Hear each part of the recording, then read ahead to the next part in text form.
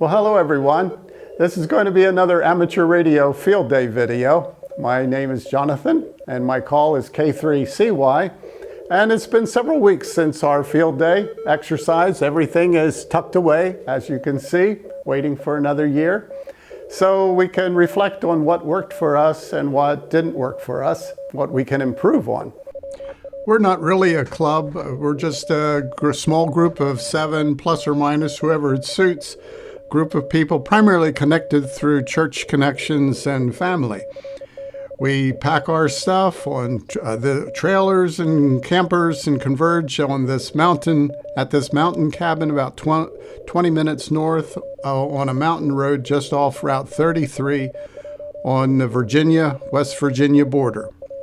We did something different this year because of the rule change, which allowed for clubs to have several setups and still collaborate scores. So 2 of our fellows operated from Big Hill, as you can see here, and the rest of us worked from the cabin identified on this map as the 2017 site.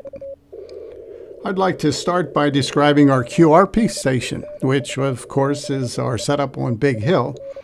We first needed to assemble the spider beam.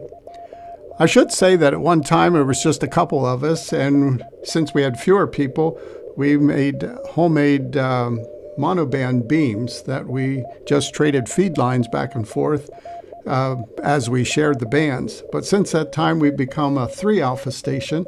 So we spread the stations further apart, gave both the CW station and the sideband station a spider beam, so each station could have 10, 15, and 20 and not interfere with each other.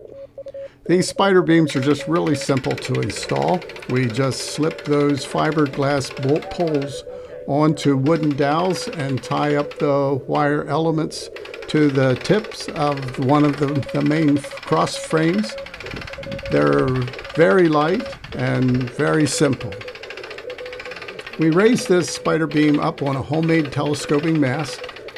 I should have been able to get it up to about 40 feet, but I need to rework the pulley, which was binding, so I only got it up to about 30 feet this year. So I have a little work to rework the pulley that till next year. For 40 and 80 meters, we used this 80-meter delta loop to get the apex of the delta loop up nice and high. We put a 50-foot aluminum mast and attached it to the top of a 12-foot ladder, and then raised it up and tied it fast to the tower which already exists on Big Hill. We had a little trouble getting it up because the mast is so flexible.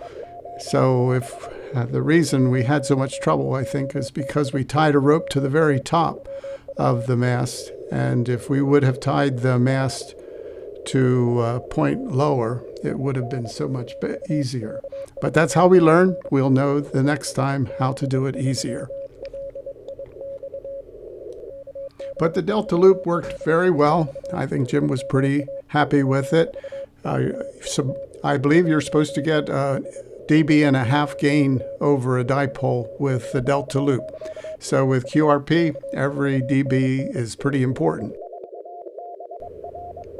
This station used Jim's call, WS6X, for their station call, and they worked out of this small trailer with solar charged batteries. Here you can see the battery packs, and they used an Elecraft KX3 for their transmitter. Now we'll go back to the cabin. You can see on the left here the Big Hill off to the left, and the cabin is about a mile to the north from Big Hill. This is our 100-watt station. We're operating 3 alpha with 3 transmitters. We have 1,000 feet between the CW and sideband station with 40-meter all modes in the middle. We're using the call here, K4NN, which is our Signal Hill Amateur Radio Club call. And each of the stations have pretty similar antennas. The spider beam is for 15, 10, and 20, 10, 15, and 20, and the dipoles for 75 meters here. CQ Field Day, Kilo 4, November. Whiskey 0, America. Whiskey 0, America, please copy 3 Alpha, West Virginia. Give it to me again. You are 3 Alpha, West Virginia. 3 Alpha, West Virginia, roger. 1 Alpha, Iowa. QSL to 1 Alpha, Iowa, good luck. Then we can swing around to the other side of our 1,000-foot perimeter for our CW station, where we also have a spider beam and a 80-meter dipole.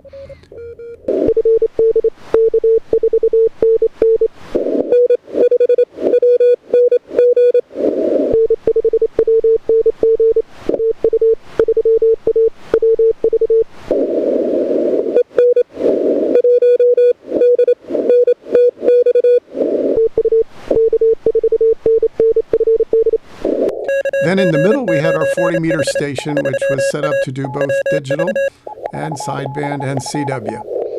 So that way we were able to separate all the 3 stations, and we had very little interference with each other.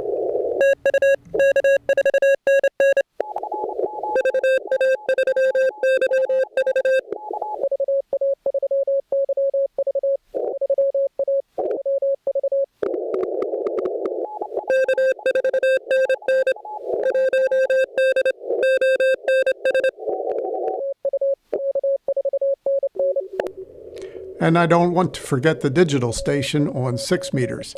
VHF is a freebie. It doesn't count with the number of transmitters. So it's nice to put up something for VHF, even though there's not a lot of activity. We wish there would be more. But we did have this digital station set up for VHF. Probably the biggest success of this year's field day was being totally solar. Even with 3 stations running 100 watts, our batteries were able to hold through the night down to about a third of their capabilities till morning before they started to charge again. Nathan, N3QKA, works for Enphase in his profession, and he was able to set up 3 of our systems, and we ran 100 watts all night long, pretty much all night long, and our power levels were down to about a third of capacity till morning before the solar panels started to charge again. So how many watts are we producing, and how many watts are we using? That's a good question. We're producing about 250 watts, and we're using, it's a little hard to say because, you know, there's the duty cycle. Whenever he's transmitting, it's using significantly more than when it's not, so it's a little hard to get a measurement. I don't have a good meter on this, but yeah, I would say probably, you know, the steady state's probably like, you know, 20, 30, 40 watts, and then maybe when he's transmitting, it's using something more like 200, 250.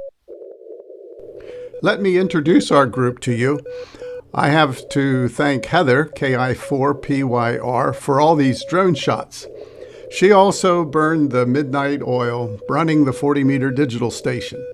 Heather works as a nurse in Charlotte, Virginia. Back at the Big Hill site, Jim, WS6X, is also from Harrisonburg, Virginia, and he was primarily responsible for this QRP station. Jim is a retired audio engineer. Phil, K4NE, worked the first 2 hours running the 40-meter CW station and then went over to work with Jim at Big Hill. He works in computer IT work as an engineer in the banking industry here in Harrisonburg, Virginia. John, K3QF, set up and ran our CW station for 10, 15, 20, and 80 meters at night. John's an educator at the college level and has lived many years in the Philippines, and today is asked to help in peace-building initiatives where there is conflict around the world. Lowell, KK4PH, is shown here running his 6-meter digital station. Lowell does most of the organizing for our group, as he also lives in Harrisonburg, Virginia. Lowell was retired from IBM, where he kept mainframes humming for large corporations out of North Carolina. Dan, NM3A, is shown here at the 40-meter station, but he was primarily responsible for our sideband station for 10, 15, and 20, and 75 at nighttime. Dan is just retired this past year as an anesthesiologist and has become really active in the CW contesting from WPA land. Nathan, N3QKA, is shown here working digital on 6 meters.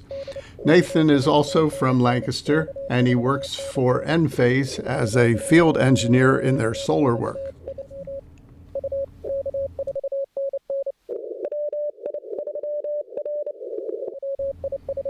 Finally, myself, K3CY, and here I am running CW at the 40-meter station.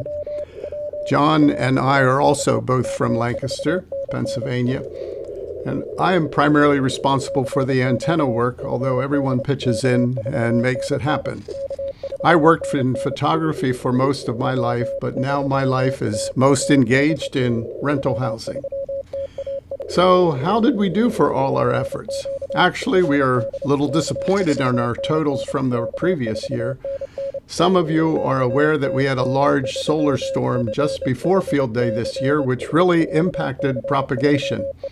I worked the 40-meter station, and normally I'm working the West Coast anytime after 9 o'clock. However, this year I felt like I was only working on this side of the Mississippi. Eventually, after midnight, we were able to work the West Coast, but not like we normally would have. This was my experience on 40, but others experienced the same thing as we were down on every band, really. For comparison, last year we made 2,816 QSOs with 7 participants here at K4NN. And this year we made only 2,195 QSOs with the same number of participants. I also have to admit that we did have a thunderstorm that came through at 12:30 on Sunday morning, so we lost the last hour and a half of the contests, which are usually big producers on Sunday. But I believe the main reason for our lower scores was because of the solar storm. We never did QRP before, so we don't have anything to compare our results to at WS6X. But I'm still impressed with their 583 QSO that they had made. I know Jim was hoping for 800, so he was a bit disappointed, but it was still a good performance considering our conditions. So really, we all had a good time, even though our scores were down. So thanks again for watching this little exercise, this little summary of our experience at K4NN Field Day this year. We will be looking forward to seeing you all in the log for 2023. Thanks again. We'll see you. Bye-bye.